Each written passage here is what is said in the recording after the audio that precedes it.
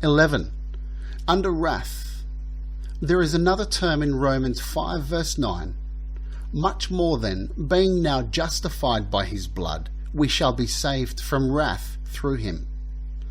Romans 1 verse 18 says, For the wrath of God is revealed from heaven against all ungodliness and unrighteousness of men who hold the truth in unrighteousness.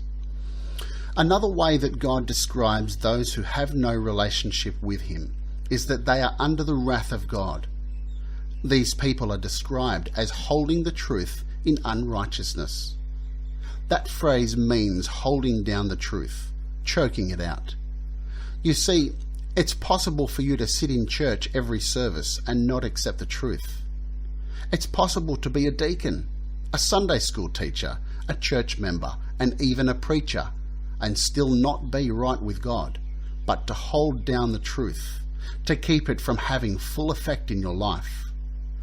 Truth isn't just meant for us to hear about. Truth is meant for us to obey. How did you do on the 10 Commandments when we went through them? Do you know how you ought to treat God? Do you know how you ought to treat others? Is that how you're doing it? If you're not, then you are holding the truth down, not responding to it as you should. People who have no relationship with God are under the very wrath of Almighty God. Not only are they condemned, guilty before God, but they are walking around the world with God angry at them. When you have no relationship with God, you are under the wrath of God. Yet many in our world that are in that very condition walk around like everything is just fine between them and God.